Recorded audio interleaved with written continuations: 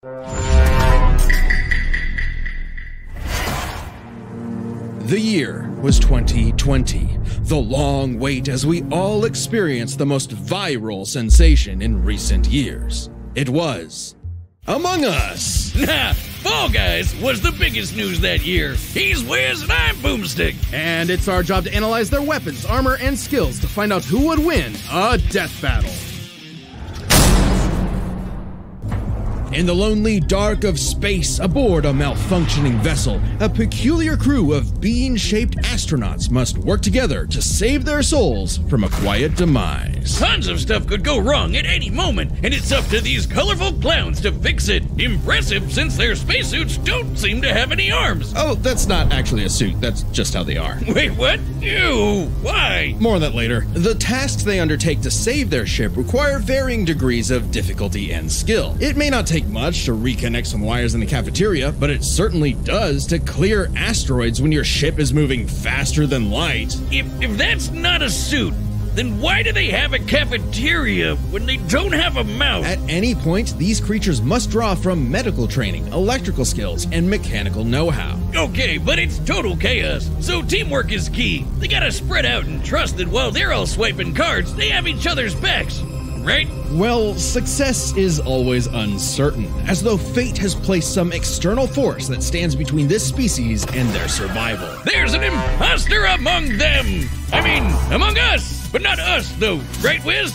Right? For the 9th time, I'm not an imposter. That's just what an imposter would say! They're shape-shifting aliens! They could be anyone! Or any mad scientist in a lab coat! The imposter threatens the pack and pushes them towards extinction by any means necessary. Anything from damaging lights to wrecking the ship's reactor. Which can be tricky to fix in time. Even though imposters are naturally skilled at crawling through the vents, the crewmates need special engineer training to do the same. So not all of them can McLean it up. All while the imposters conceal their motivations and infiltrate the herd. The others always know something isn't right, and the imposters use that paranoia to motivate their prey into ejecting each other into space. Just for being kinda sus. Yeah, Wiz is the imposter. He does seem to know an awful lot about these aliens. And just to put it out there, it isn't me. That's a good point. Have you ever heard him say sus? No, what do you mean? Knowing a lot is literally my job. I can Oh, my ear canals! Ah, jeez, fix your mic, dummy. I agree with the metal bowling ball. Well, I knew the sussy baka from the start. And again, just to be very clear, it isn't me. Same here. Oh, come on. Anyone could be the imposter, Boomstick. It's completely random. Random starts with R and so does... Oh, I know who it is! It's always the red one! Wait, what? But it isn't me! It isn't me! Oh, right. There's usually 2 imposters. Dear God! The imposters aren't just tricksters. They're also hunters. Bloodhounds tracking and assassinating crewmates when they least expect it. They'll snap their necks, stab them with a knife, shoot them with a desert eagle, or use their frickin' tongues to impale their faces. Oh, God! Right through the visor. They may look like they're wearing spacesuits, but that's not a visor. That is their actual face. Examining their cross-section reveals their insides always match the color of their bodies, and that they are comprised of exactly one large bone, which must mean their ability to walk is entirely muscle-based. Their whole anatomy is one unsolvable mystery. Ew! They've got human toes, buff arms for no reason, and can stretch like Mr. Fantastic? What are these freaky things? No one knows. They don't even exist within the same realm of mortality as you or I. Even if one of them is killed or ejected into the lifeless void of space, they return as a ghost. Invisible, incorporeal, unable to communicate with the living, but nonetheless still among us. Even beyond death, they can plot the demise of other crew. Or become guardian angels for the living by literally shielding them. That's gotta be one tough shield, cause remember that Desert Eagle they holster? Apparently, that thing also fires a laser that can rip apart whole planets. Good God! To split this planet apart like that would need over 10 non-million tons of TNT! A number so incomprehensible you'd have to multiply 1 billion by 1 billion. Twice. More than enough to annihilate Earth over 160 million times.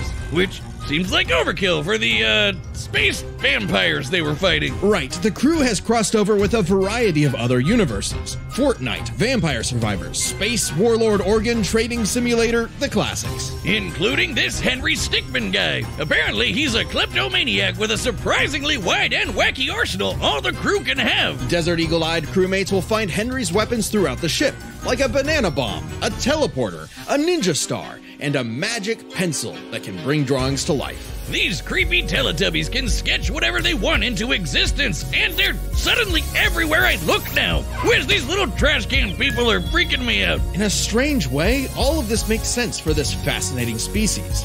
In the face of insurmountable odds, something inside tells them to band together no matter what, to use all the tools available and try to survive again and again. On a ship, on strange planets, anywhere they may be, in spite of anything that may be going on in the world. They either fix what's broken or face certain doom.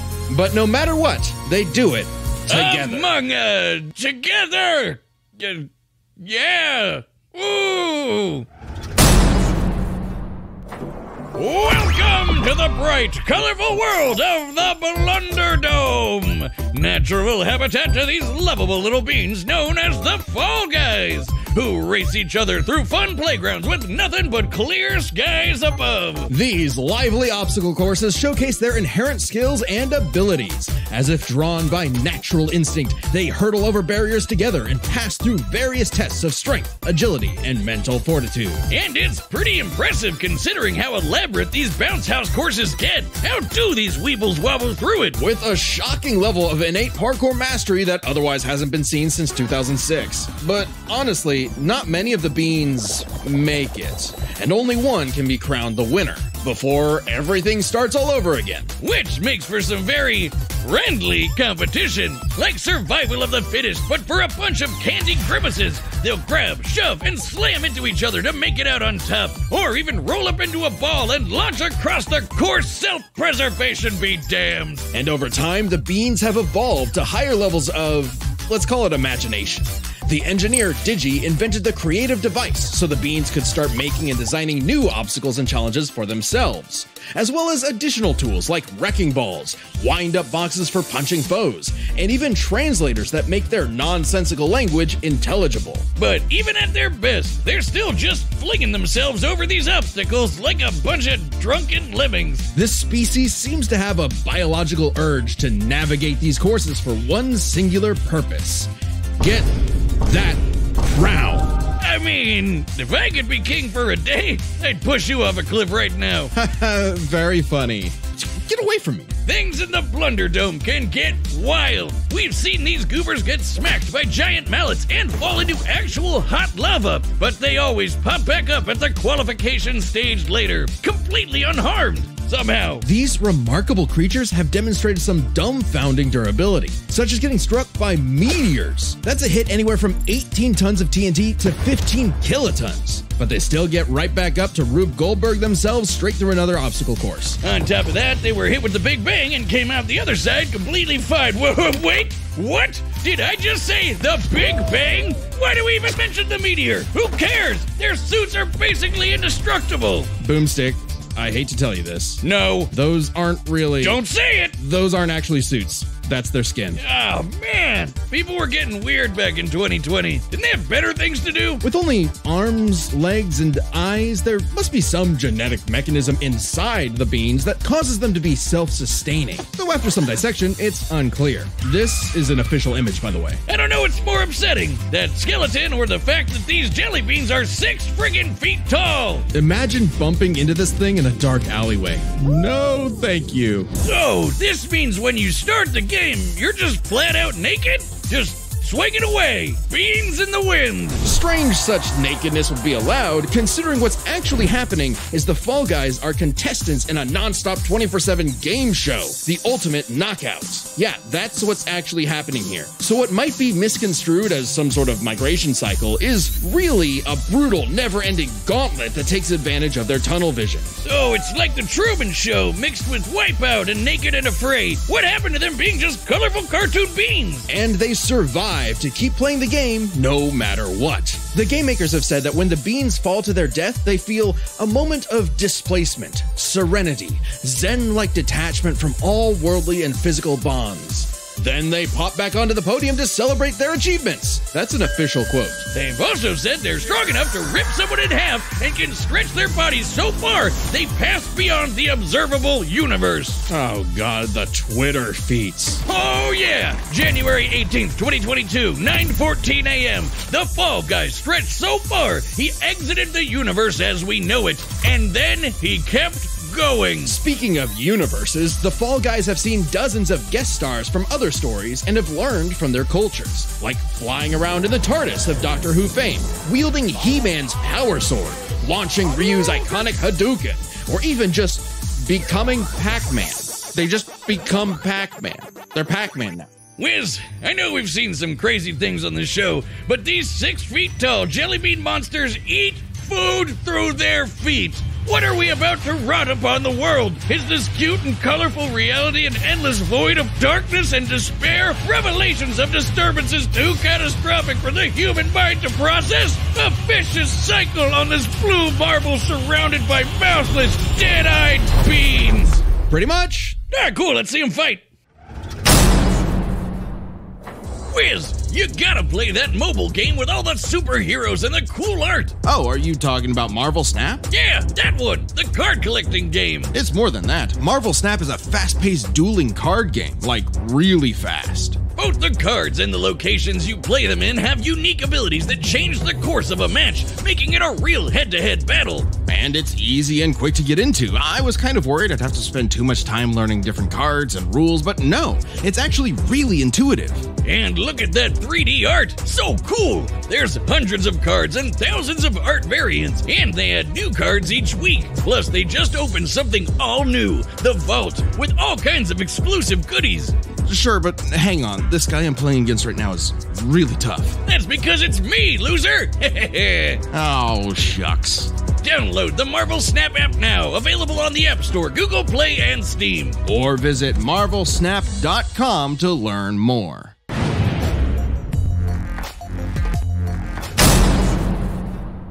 All right, the combatants are set, and we've run the data through all possibilities. It's time for a death battle!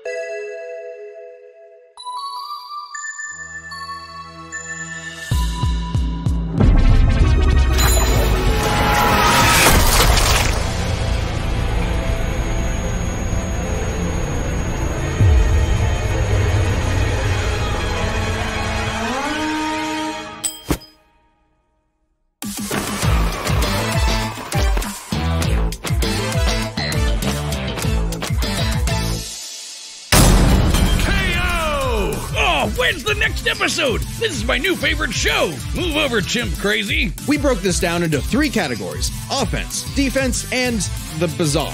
Let's start with offense. I mean, the bogus among us could blow up planets, not to mention moving faster than light to hit all those planets in one shot. It's kinda out there, but no Fall Guy has ever done anything like that. The crewmates clearly get the edge in offense. Though that impressive power matters less when we look at defense. It's crazy how much damage the Fall Guys can walk off. They survived anything their course threw at them, took hits from meteors, and most importantly, survived the Big Bang. You know, the explosion that blew the whole frickin' universe into existence? Easy edge for the bumbling beans. We can even go a step further. Both of these creatures have demonstrated various forms of invulnerability and death negation, like how the Fall Guys could always pop back up for another round, or how the crewmates became ghosts when they die. However, only the Fall Guys had a viable counter. Only the Fall Guys could ensure that their foe stays dead. Pac-Man, they can become Pac-Man, who, you know, eats ghosts. Brilliant. Which leads us to the truly bizarre stuff about both of these beanie freaks. They could both stretch their bodies to absurd lengths, but only the Fall Guys stretch beyond the observable universe in a matter of minutes. In fact, if we take these posting times literally, that would mean the Fall Guys can stretch at speeds over a quadrillion times faster than light. I don't know, Wiz. That feels like a bit of a stretch. Wink. The crewmates did have plenty of answers to the Fall Guys' hijinks, like a magic pencil sword to fight off He-Man's power sword, or how they could potentially hack Digi's creations. But the overwhelming amount of stuff that the Fall Guys have access to just dwarfs the Among Us crew's arsenal. I mean, Hadoukens, TARDIS, just the tip of the iceberg. Yeah, the spaceship crew had a few deadlier weapons among them, but the Fallen Guys had too many options that could not be countered. The crewmates may have been cunning and dangerous, but the one-track-minded Fall Guys just wouldn't go down. Making sure the losers of this fight were no longer Among Us. Oh no, we never found the second imposter! Ah, damn it, I knew that stupid robot was sus! Sigh. So embarrassing. The winner is the Fall Guys. And me. Next time on Death Battle.